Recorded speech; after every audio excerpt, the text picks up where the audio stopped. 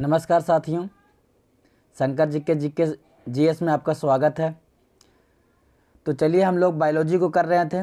Biology हम लोग क्या कल कंप्लीट करें, हम लोग आपको क्रोमोसोम कंप्लीट कर लिए, हम लोग सेल डिवीजन कंप्लीट कर लिए हम लोग आज। ठीक है आज हम लोग पढ़ेंगे उत्तक। क्या पढ़ेंगे हम लोग? उत्तक। कल हम लोग क्या देखे थे? हम लोग कल आप लोग देखे थे जा करके कोशिका विभाजन के बारे में पढ़े थे। ठीक है ना, कोशिका विभाजन को हम लोग देखे थे। तो चलिए आइए गप करते नहीं हुए, आइए हम क्लास को आगे बढ़ाते हैं। सबसे पहले तो आज हम लोग देखेंगे किसके बारे में? तो हम लोग आज टिश्यू के बारे में देखेंगे। ठीक है ना, उत्तक के बारे में देखेंगे। तो सबसे पहले समझ लीजिए उत्तक क्या होता है, टिश्यू क्या होता है। तो आपको पता है कोशिका के बारे में, आपको पता है। ठीक है, कोशिका के बारे में आप लोग पढ़ लिए। तो बहुत सारे कोशिका के समूह क्या कहलाएंगे? उत्तक। कई सारे कोशिका जब मिलेगा तो क्या कराएगा? उत्तक बनेगा, मतलब टिश्यू का निर्माण करता है। ठीक है, समझ में आ गया आपको? यहाँ तक समझ में आ गया कि जब अनेक कोशिकाओं जब आपस में जुड़ती है तो क्या बनाती है? टिश्यू का निर्माण करती है। क्या करती है? टिश्यू का निर्माण करती, उत्तक का निर्माण करता है। दिमाग में छप गया, रट गया होगा। ठीक है ना। तो उत्तक किसे कहते हैं? जब बहुत सारा सेल क्या होती है, जब आपस में क्या होती है? जुड़ती है। ठीक है ना, चाहे कोशिकाओं को समूह को क्या बोलते हैं? उत्तक। कोशिकाओं को समूह को क्या कहेंगे हम? उत्तक कहेंगे, टिश्यू कहेंगे। क्लियर हो गया? तो उत्तक आप मेरे को समझ में आ गया, उत्तक किसे कहते हैं? क्लियर हो गया? तो कई सारे कोशिकाओं को मिलाकर क्या बनता है? उत्तक का निर्माण होता है। क्या होता है? उत्तक का निर्माण करता है। यहीं से एक सवाल पूछेगा कि उत्तक का अध्ययन क्या कहलाता है? तो उत्तक का अध्ययन कहलाता है हिस्टोलॉजी। क्या कहलाता है? हिस्टोलॉजी। टिश्यू का अध्ययन क्या कहलाता है? हिस्टोलॉजी। याद हो गया? टिश्यू का अध्ययन हिस्टोलॉजी। टिश्यू का अध्ययन हिस्टोलॉजी। क्या हो गया? हिस्टोलॉजी। ठीक है, तो टिश्यू का अध्ययन क्या कहलाएगा? हिस्टोलॉजी कहलाएगा, लॉजी कहलाएगा। क्लियर हो गया? यहाँ तक आपको उत्तक किससे कहते हैं, उत्तक आपको समझ में आ गया। तो चलिए आइए हम लोग देखते हैं लिखा हुआ क्या है। लिख देखिए, लिखा भी वही बात है कि सामान्य कोशिकाओं के समूह को उत्तक कहते हैं। देखिए अब सामान्य कोशिका क्या होती है सर? जैसे क्या होता है, जैसे आप समझिएगा, ये मोटा मोटी लीजिएगा, ये आपका क्लासरूम है। ये क्या आपका है? क्लासरूम है। इस क्लासरूम में क्या होगा? इस क्लासरूम में क्या स्टूडेंट बैठे होंगे? छोटे छोटे स्टूडेंट बैठे होंगे। कई सारे स्टूडेंट को मिला करके, चाहे वो गर्ल हो चाहे वो बॉयज हो, सबको मिला करके, चाहे वो गर्ल हो चाहे वो बॉयज हो, इन सारों को मिला करके क्या बनेगा? आपको क्लास बनेगा। इन सभी को मिला के क्या बनेगा? क्लास बनेगा आपका। तो क्लास को में के अंदर अगर किसी जानवर को बैठा दिया जाए, जैसे इसमें कुत्ता को ला के बैठा दिया जाए, क्या लगा? जब कुत्ता को इसमें ला के बैठा दिया जाए तो क्या ये सेम है? कुत्ता इसमें रहेगा कि भाग जाएगा? तो ये अलग अलग है। मतलब कोशिकाओं को एक जैसा कोशिकाओं को जोड़ेंगे, एक जैसा जब कोशिकाओं जुड़ती है तो क्या कहलाती है? उत्तक कहलाती है, अलग अलग कोशिका नहीं। क्लियर हो गया? आपको समझ में आ गया, दिमाग में छप गई कि उत्तक क्या होती है? एक जैसी जब कोशिका जुटेगी तभी क्या कहलाएगी? उत्तक कहलाएगी। क्लियर? आपको डाउट यहाँ तक क्लियर हो गया कि मतलब कि बहुत सारे मतलब विद्यार्थी मिलकर क्या बनाते हैं? वर्ग बनाते हैं, क्लासरूम बनाते हैं। तो क्लासरूम में विद्यार्थी ना आएगा कि राजमिस्त्री आएगा? उसको पढ़ने में मन लगेगा। तो एक जैसा, समझ में आ गया? जब एक जैसा उत्तक आपस में जुड़ेगी तो क्या बनाएगी? कोशिका उत्तक, सॉरी, जब एक जैसी कोशिका आपस में जुड़ेगी तो क्या बनाएगी? उत्तक बनाएगी, टिश्यू का निर्माण करेगा। टिश्यू का अध्ययन क्या कहलाता है? हिस्टोलॉजी। टिश्यू का अध्ययन क्या कहलाता है? हिस्टोलॉजी। समझ में आ रहा है?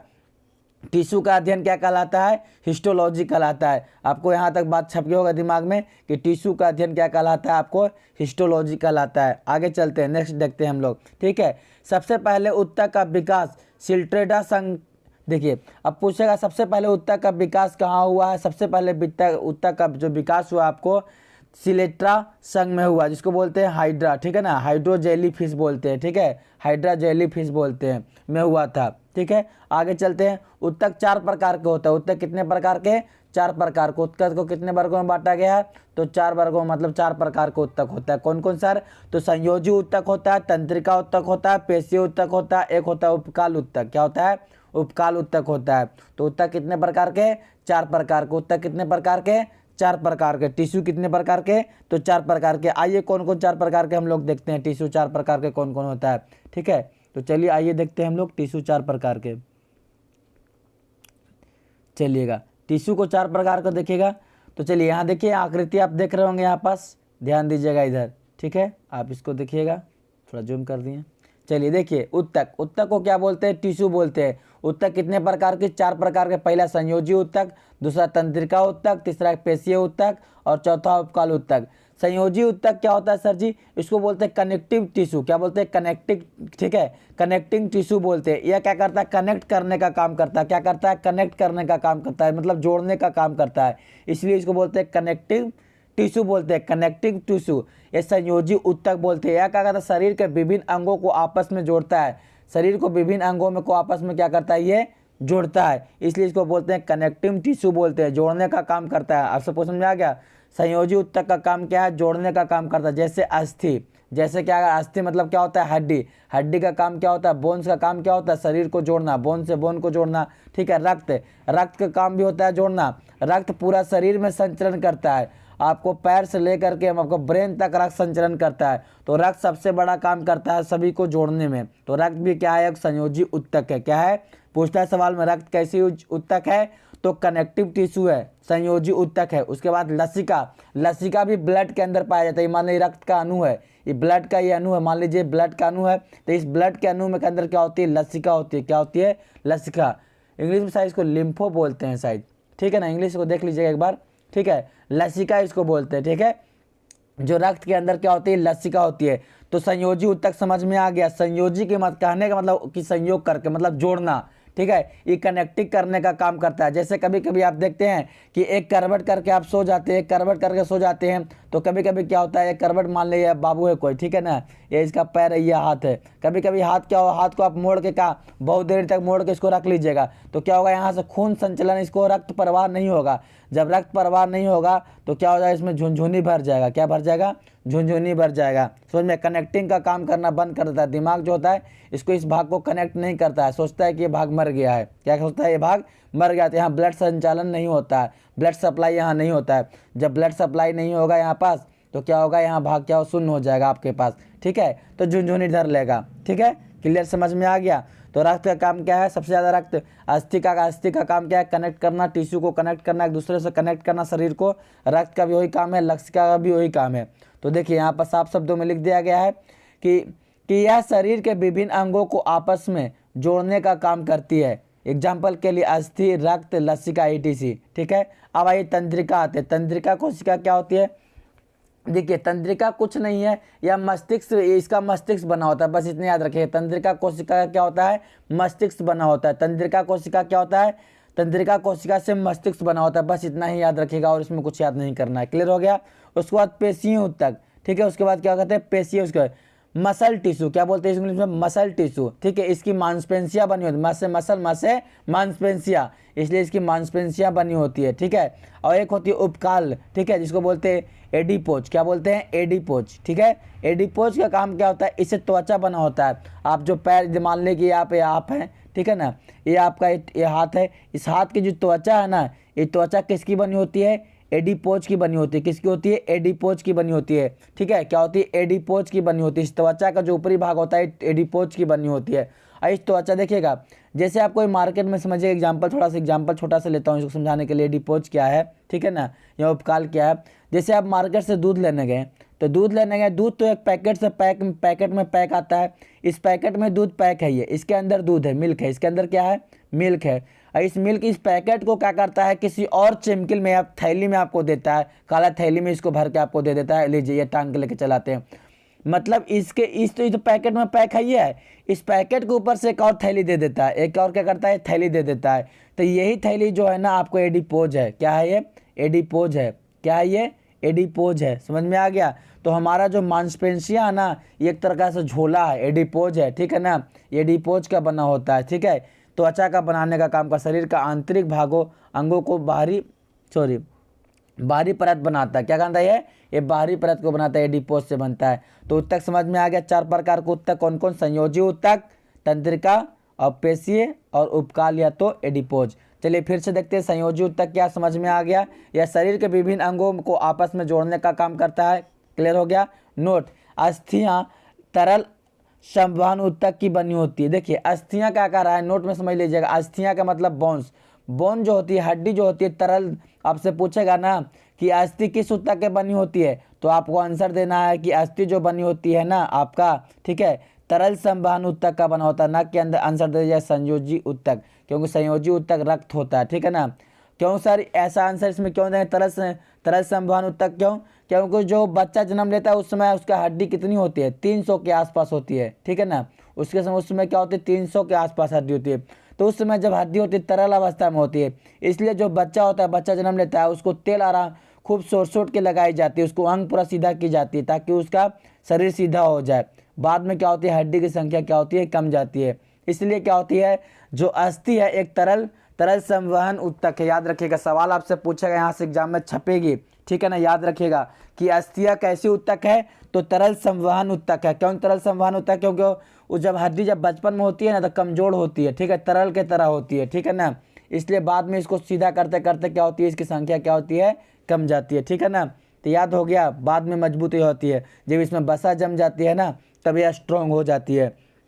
क्लियर हो गया, दिमाग में छप गया कि अस्थि कैसी उत्तक है, तो अस्थि तरल संवहन उत्तक है, ठीक है, तरल संवहन उत्तक है। क्लियर, यहाँ तक समझ में आ गया। नोट आगे आगे नोट में देखते हैं, आगे देखिए एडिपोज। एडिपोज उत्तक क्या, वसा संग्रह करता है। एडिपोज उत्तक जो है ये वसा को संग्रह करता है। क्या करता है, वसा को संग्रह करता है, ठीक है। उत्तकों को बीच के स्थान को भरता है। जैसे आप लोग देखिएगा, जैसे ये आपके पास, जैसे मतलब आपके पास ये पैर है, ये हाथ है, ये मान लें यहाँ हाथ आपका कनेक्ट हुआ, ये हाथ कनेक्ट हुआ, तो यह स्थान जो खाली स्थान है, जैसे समझ लीजिए, इस तरह समझिए, इस तरह समझिए, ये मान ली उत्तक है, ठीक है, एक कोशिका है, इस तरह से कोशिका बना, ठीक है, इस तरह से आपकी कोशिका बना। कॉलम रो आप लोग समझते हैं ना, ठीक है ना, बीम ढालते हैं, दीवार ढालते हैं, बीम ढालते हैं, तो ये जो खाली स्थान जो बच गया ना, ये खाली स्थान, इस खाली स्थान को भरने के लिए क्या आता है ना, वसा का काम आता है। इस खाली स्थान को अगर वसा नहीं ना भरेगा तो आपका जो शरीर है ना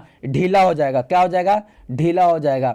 इसी कारण से बुढ़ापा में क्या होता है, ये वसा उत्तक, एडिपोज उत्तक जो होता है ना, ये वसा को संग्रह का क्या होता है, वसा कम जाती है, इसलिए बुढ़ापे में क्या होती है, झुर्रियाँ पड़ जाती है चेहरे पर। क्या होती है, झुर्रियाँ पड़ जाती है। समझ में आ गया, इस वसा की कमी हो जाती है। इस खाली स्थान क्या होता है, जब अभी हम लोग में भरा हुआ है, अभी हम लोग तो क्या यंग एज के, तो हम लोग को ये भरा हुआ है, यही जब खाली हो जाता है ना वसा, तो झुर्रियाँ पड़ जाती है। एडिपोज उत्तक का ही काम होता है।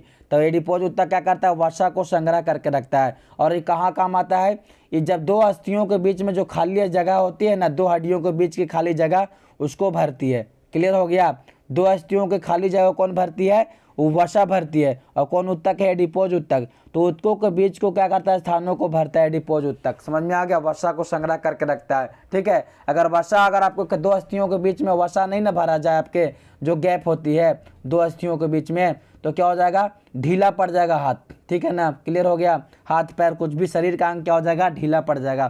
तो ये वसा ही क्या करता है, उस जगह को क्या करता है, भर देता है और मजबूती प्रदान कर देता है। क्लियर हो गया, ये वसा ही नहीं रहेगा आपके शरीर में ना, ठीक है ना। वसा जब नहीं रहेगा आपके शरीर में, देखते हैं कभी कभी जब हाथ को मोड़ते हैं तो क्या होते हैं, जहाँ पर कि जहाँ मोड़ते हैं हाथ वहाँ पास, वहाँ काला दिखाई देता है। ऐसी जब मोड़ लेते हैं, सीधा कर लेते हैं, तो वो जो त्वचा क्या होती है, सिकुड़ा हुआ जो है फैल जाता है। क्या होता है, फैल जाता है। और जब सिकुड़ाते देखते हैं काला हो जाता है, तो इस तरह का हो जाता है, तो झुर्रियाँ पड़ जाती है। और वसा के कारण भी आदमी क्या होता है, चमकीला गोरा हो जाता है। इन्हें के फेयर लवली लगाव से आदमी गोरा हो जाता है, ठीक है।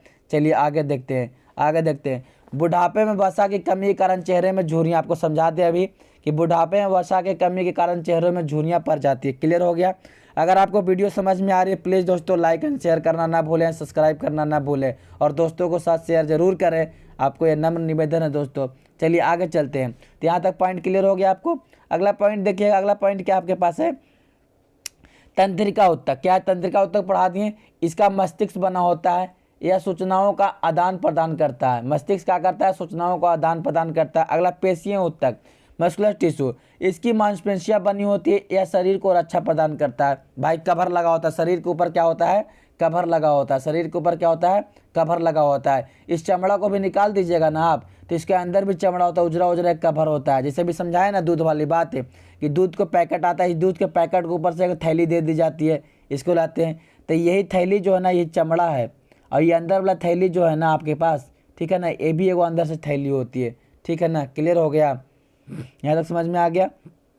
तो पेशियां उत्तक काम क्या, इसकी मांसपेशियां बनी होती है, शरीर की रक्षा प्रदान करती है। जैसे बकरा को कटी देखें यहाँ पे, बकरा को देखिए काटता, जब खाल को उधार लिया जाता है बकरा का खाल का ना, तो उसके अंदर देखिएगा उजला, हरा पीला लीला नहीं होगा, उजला उजला भाग उसके ऊपर से रहता है, तो वो भी बसा रहता है। क्या रहता है, वो बसा रहता है। वो भी एक झिल्ली से क्या रहता है, वो बंधा हुआ रहता है। समझ में आया? इसके ऊपर एक खाल के अंदर भी एक झिल्ली होती है। क्लियर हो गया? आप बात समझ में आ गया?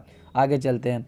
आगे उपकाल उत्तक, ठीक है, उपकाल उत्तक, इपिथीलियम, इपिथीलियम टिश्यू, इसका त्वचा बना होता है। इसका क्या होता है? त्वचा। एपिथेलियम में क्या होता है? त्वचा, ऊपरी त्वचा, शरीर का आंतरिक अंगों की बाहरी परत, शरीर की आंतरिक अंगों का बाहरी परत।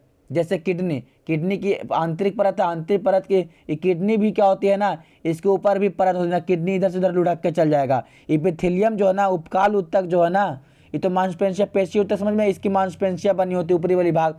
और इसके अंदर मांसपेशियां के अंदर भी उजला उजला जो भाग निकलता है, देखते कभी आपको खरोच लग जाए, कट लग जाए तो उसके अंदर उजला उजला दिखाई देता है, वही होता है कुछ एपिथेलियम टिश्यू, उपकाल उत्तक। तो इसको याद रखिएगा, इंग्लिश में ज़्यादा पूछेगा एग्जाम में, ठीक है ना। एपिथेलियम टिश्यू यही उजरा उजरा होता है। इसके त्वचा बना होता है, शरीर का आंतरिक अंगों को बाहर क्या करता है?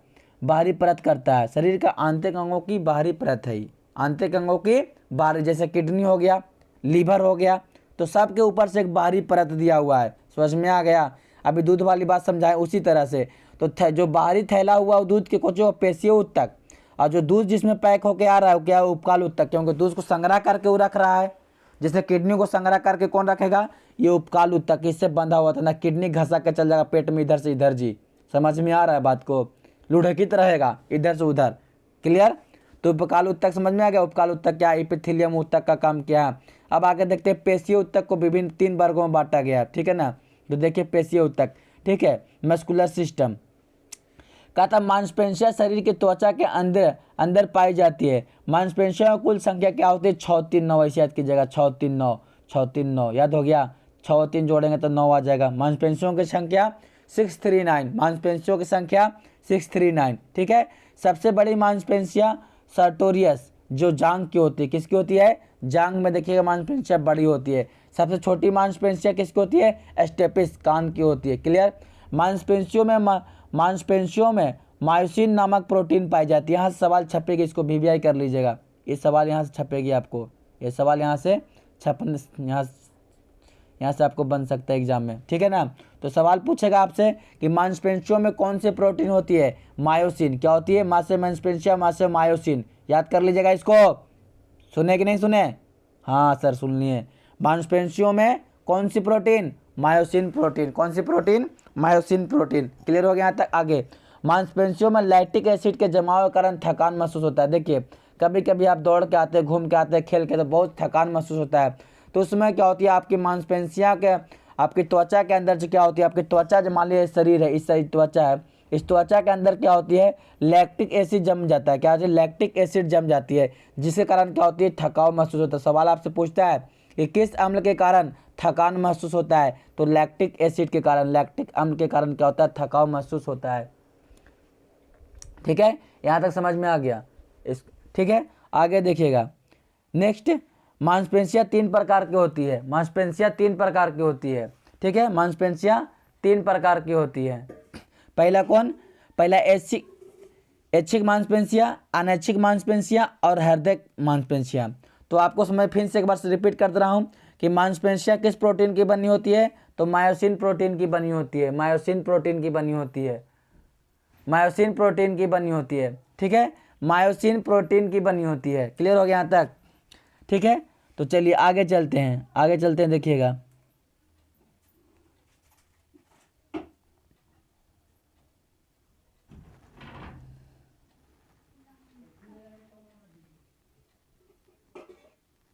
चलिए आगे देखते हैं, समझिएगा। तो मांसपेशियां उत्तक कितने प्रकार के? 3 प्रकार का समझ में आ गया यहाँ तक। तो देखिए पहला क्या है? पहला समझिएगा। फर्स्ट जो है आपका क्या है? ऐच्छिक मांसपेशियां। ऐच्छिक मांसपेशियां क्या है? जैसे हाथ, देखिए हाथ क्या है? ये मांसपेशियां हमारी इच्छा अनुसार कार्य करती है। देखिए समझ लीजिए पहले, ये मांसपेशियां हमारी इच्छा अनुसार काम करती है, इन्हीं के कारण हम गति कर पाते हैं। ये मांसपेशियां कंकाल से जुड़ी रहती है, अतः इन्हें कंकालीय पेशी भी कहते हैं। इसमें लाइट बैंड तथा डार्क बैंड पाया जाता है, ठीक है। देखिए ऐच्छिक मांसपेशियां क्या? जैसे हाथ है, हाथ हमारे बदल काम करता है। हम चाहेंगे इसको घुमा, हाथ को क्या कर सकते हैं? मान लीजिए ये बड़ा हैंड है, ठीक है। हैंड को चाहे तो मोड़ सकते हैं, हम घुमा सकते हैं, ठीक, किसी चीज़ को मार सकते हैं, पीट सकते हैं हाथ से। लेकिन किडनी क्या करता है? पचाने का काम करेगा तो पचेबे करेगा। लीवर जो चल रहा है चलबे करेगा। दिल धड़केगा, धड़कबे करेगा। वो आपके इच्छा से नहीं चलेगा वो, ठीक है। वो आपकी इच्छा से, लेकिन पैर आपकी इच्छा से चलेगा, आप दौड़ सकते हैं, ठीक है, हाथ आपकी इच्छा से चल सकती है, ठीक है। आपके जो आँख के पपनी है आपकी इच्छा पर नहीं चलेगा, वो आपके आँख के पपनी जो है वो पलक गिरेबे करेगा, वो आपकी इच्छा पर नहीं है। तो समझ में आ गया आपकी इच्छा पर क्या है, ऐच्छिक मांसपेशियाँ, समझ में आ गया। चलिए आगे देखिएगा, आगे क्या आपके पास है, अनैच्छिक मांसपेशियाँ। ये मांसपेशियाँ हमारी इच्छा अनुसार कार्य नहीं करती, क्योंकि ये कंकाल से जुड़ा नहीं होता है। जो कंकाल से जुड़ा होता है वो आपके इच्छा अनुसार काम करेगा। क्यों नहीं काम करेगा, इनमें लाइट बैंड तथा डार्क बैंड नहीं पाया जाता, इसीलिए अनैच्छिक बोलते हैं। क्लियर हो गया। जैसे सर किडनी हो गया, लीवर हो गया, दिल हो गया, हार्ट हो गया, ये आपके इच्छा अनुसार नहीं चलेगा। क्लियर हो गया, क्योंकि ये कंकाल से जुड़ा हुआ नहीं होता है। जो कंकाल से जुड़ा हुआ होगा वही आपके इच्छा अनुसार काम करेगा, बाकी काम नहीं करेगा। समझ में आ गया होगा। चलिए आगे चलते हैं। नेक्स्ट अगला क्या है, हृदय पेशियाँ। अगला क्या है, हृदय पेशियाँ, हृदय पेशियाँ। ये अनैच्छिक पेशियाँ का ही एक प्रकार है जो हृदय में पाया जाता है। हृदय मतलब कि हार्ट में पाई जाती है। यह भी हमारी इच्छा अनुसार कार्य नहीं करता है, ठीक है। ये भी हमारी, देखिए हार्ट आपके इच्छा अनुसार कार्य, अगर हार्ट रुक जाएगा तो आप तो मरना जाएगा आदमी जी। हार्ट रुक जाएगा तो क्या होगा, इंसान मर जाएगा, इंसान का डेथ हो जाएगा, ठीक है, कहानी खत्म हो जाएगा। देखिए रिमार्क्स में क्या क्या है, एक मांसपेशियों को दूसरे मांसपेशियों को जोड़ने का काम स्क्लेक्सर नामक पेशी का सिकुड़ जाता है, ठीक है। जबकि एक्सटेंसर नामक पेशी को के कारण ही क्या होता है, फैल जाती है। तो समझ में आ गया आपको, आज उत्तक के बारे में समझ में आ गया।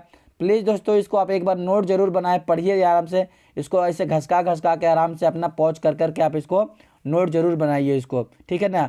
आप नोट एक बार बना लीजिएगा तो बार बार आपको पढ़ने के लिए हो जाएगा, इसलिए मैं रिपीट कर रहा हूँ ताकि आप नोट बनाइए। अगला क्लास में हम लोग देखेंगे क्या चीज़, कंकाल तंत्र, ठीक है ना, कंकाल तंत्र, स्केलेटन सिस्टम पढ़ेंगे अगला क्लास में। दोस्तों अगर क्लास में मज़ा ही आई होगी तो लाइक एंड शेयर करना ना भूलें, सब्सक्राइब करना ना भूलें।